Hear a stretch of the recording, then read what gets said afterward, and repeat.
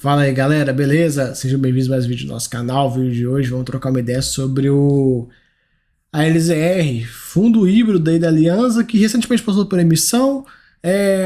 Ainda estamos em processo de espera, né? Compasso de espera aí da alocação dos recursos. Mas, galera, sem pressa, sem estresse, o caixa tá rendendo muito bem, então dá para ter calma para comprar aí tudo. E eu imagino que em breve.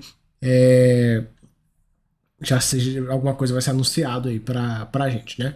Então, ele começa falando que até o momento 10 dos 14 imóveis locados já tiveram seus aluguéis corrigidos pelo repasse inflacionário e ainda falta aí o BRF, são dois ativos, e o da Coca-Cola, né? Isso em setembro. E em outubro tem o da Dupont via Tisser 11. Ele fez um comentário sobre a questão da venda do imóvel do IPG, que estão aí no processo de diligência e tudo, o valor é de 19 milhões de reais. Ele vai receber em quatro parcelinhas, né? Aquele esquema de você fracionar a venda em vários semestres para poder distribuir o lucro por mais tempo. E essas parcelas vão ser todas corrigidas pelo IPCA e tal. Vocês conseguem ver aqui, né? Janeiro, julho, janeiro de, né, dos respectivos anos. É o esqueminha de fracionar o lucro. Agora eu pergunto para vocês, né, galera? Pra você ver, né, como é que o gestor de fundo imobiliário tem que ficar manobrando para conseguir dividir o lucro de uma forma um pouco mais demorada. Imagina se essa regra de 95% no semestre não fosse no semestre, fosse pelo menos no ano. Já facilitava, porque é aquela coisa que a gente já viu em alguns fundos, né? O próprio HGLG sofreu com isso, e enfim, você fraciona a venda em vários semestres. Aí chega no último ou próximo do último, o cara fala que não vai pagar, o cara quer renegociar, então, enfim, dá margem para esse tipo de coisa. Se o fundo pudesse receber tudo à vista e distribuir da forma que ele bem entendesse, ia ser melhor, né? Eu preferia. Ia acabar com esse risco do cara chegar lá em janeiro de 25 e o cara falar assim: ah, não, veja bem, porque eu não consigo pagar os 4,8 milhões aí para você à vista, eu vou ter que fracionar esse valor. Ou até no meio do caminho, esse cara que está comprando um ativo de você é, fale, entra numa recuperação judicial e aí você vai ficar chupando dedo, né? E aí, tipo, é muito ruim. Então, são algumas amarras que existem que deixa a coisa um pouco travada, né? Mas para mexer nisso, galera, é praticamente impossível, né? Uma pena. Teve também o recebimento da multa de 5,16 milhões da devolução antecipada do imóvel, né? O inquilino, o IPG, já pagou essa multa, porque é um contrato atípico, ele tem que pagar até o final para ele sair, ele já pagou 5 milhões de reais. Assim que eles concluírem essa venda, o lucro contábil de tudo, né? Considerando o lucro da venda do imóvel, mais o valor da multa, vai ser no valor de 6,2 milhões, que dá uma TIR de 15% aí no período. Ele comenta sobre a acesso à emissão de cotas, que os recibos já foram convertidos e tal. E ele comenta sobre as negociações em andamento. A gente fica aguardando o prazo, né, da conclusão da aquisição dos imóveis Decathlon, Cobasi e do Joinville. Deram aí uma estendida nesse prazo. Tá demorando, diligência faz parte, às vezes demora muito, mas já tá demorando até demais essa diligência desses dois imóveis aqui. Já tem tempo que ele anunciou essa compra. De toda forma, o fundo hoje com 1 bi de patrimônio, sendo que ele tem parado 400 milhões de reais. É muita coisa. 40% do dinheiro do fundo hoje está parado em caixa esperando as alocações. E a gente fica aguardando. O fundo pagou 82 centavos e meio, né, nesse mês. E a gente vai falar um pouco das receitas dele e toda a DRE, que tiveram alguns ajustes pontuais aí que eu quero comentar com vocês.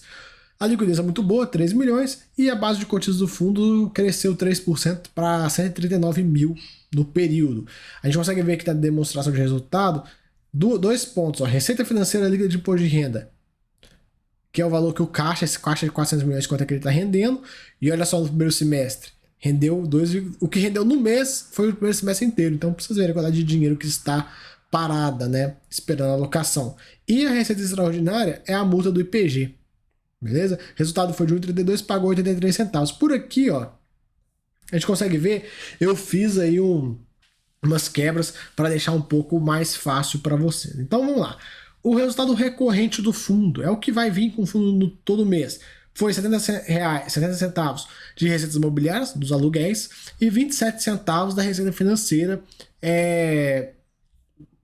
do caixa. A tendência, galera, conforme ele for alocando os recursos, esse dinheiro daqui começa a ir para cá.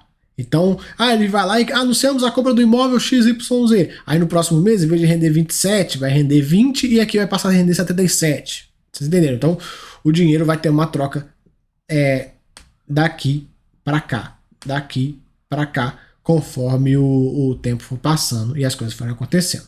Então, esse foi o resultado recorrente. Aqui são as despesas. Temos de resultado recorrente no mês, né? Aqui, receitas recorrentes e despesas. Resultado recorrente no mês foi de 80 cents. E ele pagou 83, então ele usou 3 centavos da reserva nesse mês. De não recorrente, o que a gente teve? Receita do IPG, equivalente aí a 52 centavos por cota, e ele botou esse dinheiro no bolso, né? Botou 49 no bolso para constituir a reserva, e a gente fica aguardando os próximos capítulos para ver quanto que o fundo vai conseguir manter de distribuição neste semestre, se vai aumentar, se não vai. Estamos aí falando de mais uns 4 meses, né? De pagamentos, 4, 5 meses de pagamento. Então, vamos ver, né? São 50 centavos, se for 4 meses, estamos falando de 12 centavos aí por mês a mais. Então, se ele gera recorrente 80, estamos falando de um pagamento podendo chegar até 92 centavos, a depender do que vai acontecer. Lembrando, não é promessa de nada, até porque quem tem que prometer alguma coisa é a gestão. E, enfim, a gente vê aí. O fundo, galera, olha só, desde 21, o fundo pagava 65 cents, 75 e tal, hoje já estamos em 83 e a tendência é que vai subindo aí com o tempo. Muito bom, né? Ver os rendimentos crescendo, mesmo que devagar, mas estão crescendo aí, né? O fundo tem algumas obrigações, a alavancagem dele. Ele tem uma parcela para final do ano que vem do imóvel da Decathlon, 24 milhões de reais, sendo corrigida pelo IPCA, e ele tem alguns CRIs para pagar, e a gente fica de olho. Tanto o CRIs dos imóveis que ele detém diretamente, quanto o CRIs do imóvel do prédio da Dupont aqui. Mas é um fluxo, não é muito relevante, né? Se você pegar o 23, estamos falando de 8 milhões, para 24 estamos falando de 14, e para 25 estamos falando de 15 milhões de reais. Não é nada muito cabuloso, assim, nem nada que a gente tem que se preocupar. Pelo menos nos próximos 3 anos, né? Quem sabe aí, assim que vai virando o ano, ele vai colocar o de 2026 e a gente vai acompanhando aí. Eles podiam, depois eu vou até mandar isso pro pessoal da Aliança, fazer aquele gráficozinho de barras, igual todos os fundos vêm fazendo aí. Acho que é até melhor do que essa apresentação dessa forma, né? Mas enfim. Quanto a isso, não tem problema, não tem preocupação. O fundo, galera, mesmo ele tendo um caixa grande, ele vai alocar, ele não vai pegar, vai raspar o tacho no caixa e vai deixar o fundo numa situação delicada. Não, ele vai deixar o fundo. Você pode pensar, fazendo contas de padaria, que ele vai deixar 24 milhões para pagar esse imóvel. E, cara, estamos falando aqui de quase 10 em 2023, depois mais 14, depois mais 15. Então estamos falando de 45, 50 milhões de reais. Então não seria um absurdo ele manter aí uns 80 milhões de reais em caixa, algo próximo disso, para conseguir bancar isso aqui com super tranquilidade. Sendo que o Aliança ele sempre é negociado acima do VP, então, cara, no fim, se ele quiser raspar o tacho, que eu acho que eles não vão fazer, mas porventura eles vão rapar o tacho porque apareceu uma oportunidade, não sei o que, aquela coisa. Bicho, se ele quiser fazer uma emissãozinha de 100 milhões de reais para recompor o caixa, ele faz e vai captar tudo e tal, então não tem muita dor de cabeça quanto isso não. O fundo 100% é ocupado por contratos atípicos. A gente vê os aluguéis por classe dos imóveis, né? E a gente fica de olho esperando para ver os novos entrantes aqui. E hoje o fundo, o contrato mais curto é de 2,9 anos, que é esse da Atento lá no Rio de Janeiro. Eu torço para com que eles consigam se livrar desse imóvel, né? Imóvel no Rio, Atento e tal. É uma combinação e não é muito boa. Então, se eles conseguissem se livrar disso aqui, seria ótimo. Igual se livraram do IPG, quem sabe, hein? Aqui os mesmos reajustes, os dois que estão faltando, estamos falando aí de 38% da receita, que é bom. O número de cotistas crescendo forte, né? Voltou a crescer forte aqui no pós-emissão. Tabela de rentabilidade e tal, aquela coisa. E aqui os imóveis todos. Aqui o imóvel do Rio, que eu comentei com vocês, do Atento, que seria bom dele conseguir vender.